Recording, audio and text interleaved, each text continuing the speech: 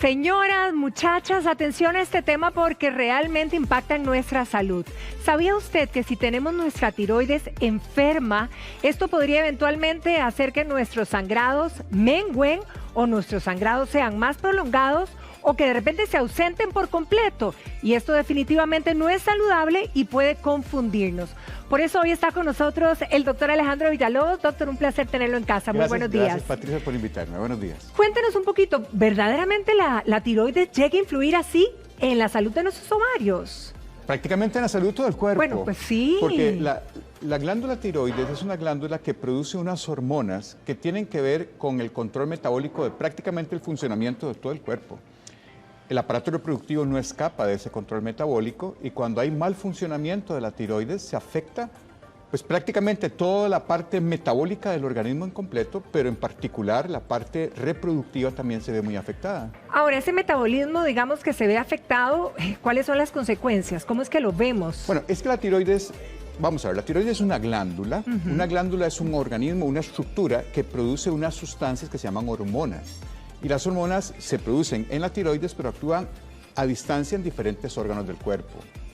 Cuando la tiroides funciona mucho y se produce mucha hormona tiroidea, eso se llama un hipertiroidismo. Esa excesiva producción de hormonas tiroideas producen una serie de síntomas, generalmente cuando es debido a una enfermedad que se llama enfermedad de Graves, que es una enfermedad autoinmune. Producen taquicardia, temblor de manos, sudoración, pérdida de peso, intolerancia al calor, hiperreflexia, y además trastornos en la parte de salud reproductiva. Empiezan a tener problemas de menstruación o sangrados muy abundantes o lo contrario, no sangran e incluso empiezan a tener problemas para poder lograr un embarazo. Ahora, para las mujeres, por ejemplo, que empiezan a padecer del hipotiroidismo, ¿verdad? Hipo es para abajo, cuando funciona menos la tiroides. Exacto, cuando las funciones se están menguando, se están deteriorando, por decirlo de alguna manera. ¿Cómo es que lo vemos reflejado en nuestro ciclo menstrual y no sé si en otros detalles? No, en muchos.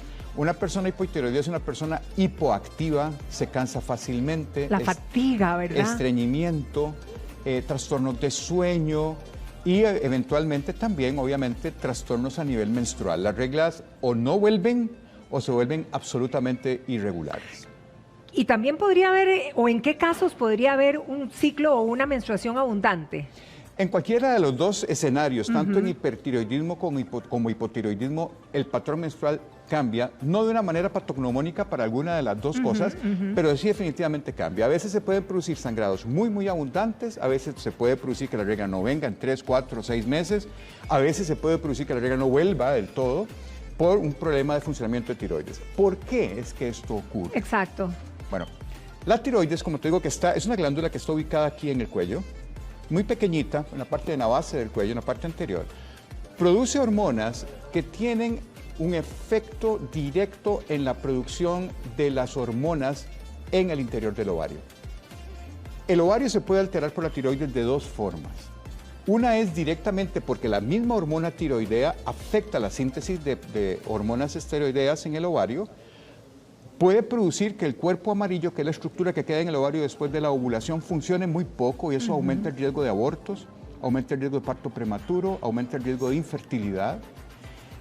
Ese es un mecanismo, pero el otro mecanismo es que estas hormonas que se producen aquí están influenciadas por una hormona que se produce aquí en el cerebro, en una glándula que se llama hipófisis. Esto ya no me pintó, que está aquí en el centro. Es porque estás quizá chocando el saco. Vale, perfecto. Sí, aquí en la parte central del cerebro hay una glándula que se llama hipófisis.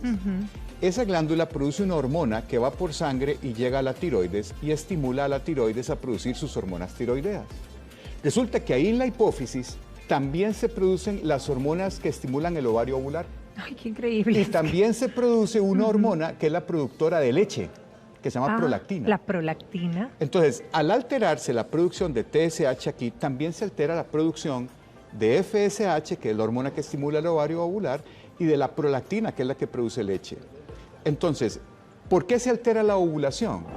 Por dos mecanismos. Uno, por estas hormonas que se producen erráticamente aquí en la hipófisis, y dos, porque las mismas hormonas tiroideas afectan el funcionamiento ovárico. Ahora, aquí la pregunta, ¿verdad? Porque todo empieza aquí, pareciera aquí y aquí. No necesariamente. Okay. Fíjate que la mayor parte de las veces empieza aquí. Aquí. ¿Por qué? porque tanto el hipertiroidismo, Ajá. que funciona mucho, o el hipotiroidismo, que no funciona bien, generalmente, en la mayor parte de las veces, no son las únicas, pero generalmente son de causas autoinmunes. Hay una enfermedad autoinmune que se llama enfermedad de Graves-Basedow, que es una enfermedad que produce anticuerpos que estimulan a la tiroides a producir mucha hormona tiroidea y la tiroides se desboca produciendo mucha hormona tiroidea. Pero hay otra enfermedad autoinmune que más bien lo que produce es que la tiroides no funcione. Y entonces hace un hipotiroidismo. Sí, sí. Muchas veces estas variaciones son muy sutiles. A veces no es un cuadro tan florido de un hipertiroidismo o un hipotiroidismo muy marcado, sino que son, digamos, alteraciones no tan graves, pero que sí producen algunas cosas que no son tan claras de que sea la causa de la tiroides. Por ejemplo, reglas irregulares, dificultad para quedar embarazada, reglas irregulares, dificultad para quedar embarazada, dificultad para perder peso, pérdida acelerada de peso, agotamiento, o sea que son síntomas muy inespecíficos. Que podríamos confundirlo con cualquier otro padecimiento. Con cualquier cosa. Ahora, doctor, entonces aquí la pregunta o la duda surge de decir, ok, estoy con problemas, con irregularidades en mi menstruación, problemas en mis ovarios que me están repercutiendo en diferentes situaciones. Hay que curar la tiroides. Hay que vigilar tratar la tiroides. De hecho, dentro de los estudios básicos que nosotros utilizamos para el estudio de una paciente con reglas irregulares o pacientes que tienen problemas de fertilidad que no quedan embarazadas, dentro de los estudios mandatorios es el estudio de tiroides. Aun cuando no haya un cuadro muy florido de tiroides, siempre un trastorno de ovulación, una mujer que le cueste quedar embarazada porque no ovula correctamente, una mujer que tenga trastornos menstruales, que no ovule bien mes a mes, es indispensable estudiar la tiroides. Y eso estamos hablando desde que la pequeña empieza a menstruar. ¿Deberíamos hacer esa asociación o desde cuándo? No, al principio no es tanto. La gran mayoría de los trastornos tiroideos ocurren en una edad, digamos, reproductiva joven, entre 25, 35, 40 años. Es la etapa de mayor incidencia de esto. Claro, no te exime de que una niña pequeña lo pueda tener, pero no es lo más común. Lo más común es que estos trastornos tiroideos se manifiesten en la vida adulta de la mujer. En la vida adulta. Sí, 25 años, 25, 30. ¿Cómo podría manifestarse en principio? Digamos, como para uno tener, ¿verdad?, alguna idea de que eventualmente esas lucecitas puedan tener alguna relación. Lo primero que tiene que ver es que si no tiene una regla regular, hay que estudiarla. Hay que estudiar la tiroides. Hay que estudiar básicamente por qué es que no está ovulando correctamente. Correcto. Y dentro de los estudios está el estudio de la tiroides, encabezando uno de los... ¿El estudio de la tiroides cuál sería? Un examencito de sangre, una TSH. Punto. Básicamente. Punto. Ahora, ¿uno tendría que hacérsela de cajón a cierta edad? Bueno, después de los 35 años, los endocrinólogos, que no lo soy, yo soy ginecólogo, pero los endocrinólogos recomiendan que por lo menos una vez cada 5 años tienes que hacerte un nivel de TSH. ¿Hasta qué punto, digamos, las mujeres, ya en el campo ginecológico, ¿verdad?, ve usted, doctor, con problemas causados a propósito de la tiroides? Mucho más de lo que la población se puede imaginar. Porque nadie está pensando que la regla le está faltando porque la tiroides no funciona bien. Claro. ¿Verdad? Entonces, muchas veces malos diagnósticos de síndrome de ovario poliquístico, por ejemplo, no es eso, es un mal funcionamiento de tiroides que estimulan inadecuadamente el ovario y se caracterizan porque las reglas se vuelven locas, irregulares o no quedan embarazadas. En el estudio, por ejemplo, de abortos a repetición, en mujeres aún sin síntomas de tiroides, hay que hacer una TSH porque hay hipotiroidismos subclínicos.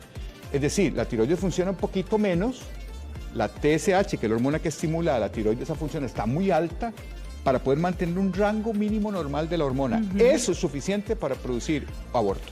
Híjole, ahora con ese básico examen, digamos, podríamos estar diagnosticando. Sí, básicamente es y haciendo una TSH. La relación. Es una TSH. Si la TSH está muy baja, muy baja. Ese es el hipo. Es el hipertiroidismo. Más bien el hiper, claro, Albert. acuérdense que la hormona que se produce aquí se llama TSH, que es la hormona estimulante de la tiroides. Esta va por sangre y llega a la tiroides. Y la tiroides produce dos hormonas, T3 y T4. Cuando eso está muy alto, es porque la tiroides está funcionando mucho. Esto frena por retrocontrol la TSH. Entonces, si esto está muy alto, lo que tiene la paciente es un hipertiroidismo y usted va a encontrar esto muy alto y esto muy bajo.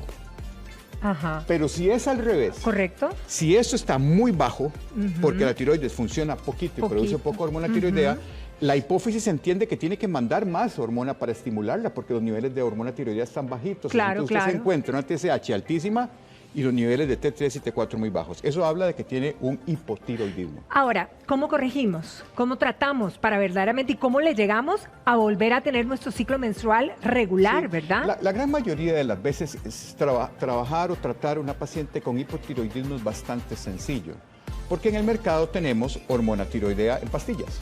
Ah, Entonces, que se llama Eutirox. No estoy cometiendo ningún pecado en darle el nombre. pero es lo que toma todo. Porque todo el mundo toma lo mismo. ay, bueno, mi mamá empezando. Y sí quiero exacto. hacer un paréntesis aquí importante. Si usted toma hormona tiroidea y el médico le dice tome 50 microgramos por día y usted tiene una pastilla de 100, no la aparte y se tome la mitad. ¿Por qué? Porque usted no sabe exactamente cuánta hormona está tomando. Ay, sí.